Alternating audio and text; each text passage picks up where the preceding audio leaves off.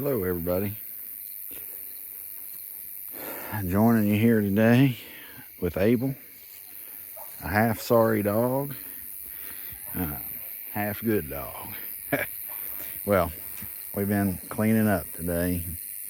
Had a big pile of wood over here where the goats were coming in, where I had all my cut-offs from building this.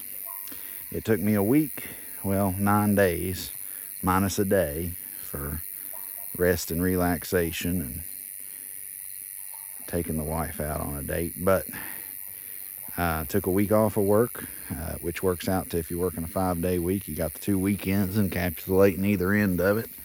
And I utilized all of it except for 1 day to take her out on a date. And this is where we're at. When I started the week, I had the 6 poles in the ground, and that's about it.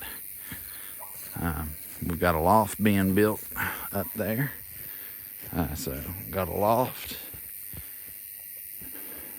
just a metal roof. But this should be tall enough to park a tractor. I made sure to size it for the roll bar, which was extremely tall for whatever reason. Got a space where I can put a ladder. Here's the current goat shed.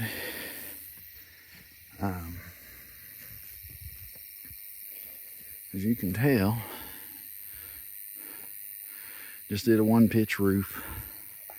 It's a 16-foot span on the roof. I've got 2-foot overhangs on either side. It's 12-foot building, 12-foot wide by 20-foot long. But it's big enough to store some small squares up there and to store my tractor in the bottom, at least the small tractor. But it's got quite the elevation. Those are locust posts, and just so you know, and I know that people out there claim you can get locust post square, and you can get the building square with locust posts and all that, and I don't doubt them.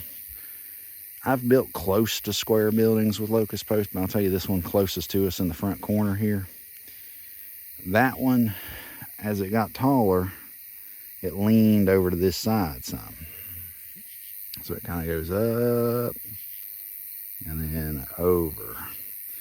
But anyway, it's not square. In fact, it's probably about 6 inches out of square, with this side closest to us being wider than 12 foot. And the back side is pretty much right on 12 foot, and it's 20 foot, right on 20 foot each way. So this front post is what's out of square. But it's only out of square at the top. At the bottom, or at the hayloft level, it's not really out of square by much. Maybe 1/8 of an inch, 1/4 inch. Which I know if you're building a big structure and you're wanting to build you a house and all that, that matters. But I ain't building a house. I'm building a barn. So I really don't care if it's out of square. I care if it keeps my hay dry and keeps my animals dry and keeps my tractor dry. So that's all that matters. I'll probably put tarps on it for this winter. I'd like to, I think I'm going to go buy a sawmill and use that to mill out lumber for the sides. I used to buy the coal lumber off of a local mill, but that mill has closed. So you kind of have to do what you need to do to make that happen. And you can buy a small sawmill for $3,500, $4,000. Really $2,500 if you want the Harbor Freight deal. But I'll probably buy something like that and mill my sides. Put a hay elevator here on the front or something like that. Mill it up. But anyway, get those squares up there for winter time. I need to put some tarps on the side of it so that they don't get ruined. And tried to start my tractor today and had a bunch of water in the lines. Got it started and it died on me, so got to figure out what happened there. Gotta get the water out of the fuel lines though. It's a tough time. It seems like and I had a flat tire too, so it seems like every time I go to do something, it's just more work doing something else. But there it is. There's the pole barn for 2025. I've still got another one to build, but that one's going to be an equipment shed and different things, so we'll see what happens there with that equipment shed. And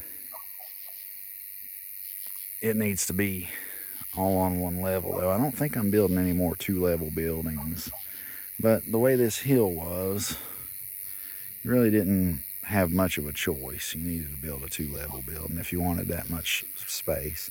And again, that's 240 square feet. And then if you count the loft, which, I mean, I don't know if you count a loft or not, but that would double it. So that's a pretty good size amount of storage there for a small shed with minimal materials used. And I'll be honest, it cost me right about almost $2,000. I'm going to put some railroad ties up on the back to hold that bank and then build that bank up some more. So that'll put me at $2,000, I think, maybe a little over. And just reused as much lumber as I had. So the floor for the loft is the coal for the sawmill, the old stuff I had left over sitting in another barn. So it made more space than just in this barn. It made more space in another barn too. But those 6 posts came down during Helene. They were trees that come down during Helene. Use those, use some leftover lumber. Y'all have a good one.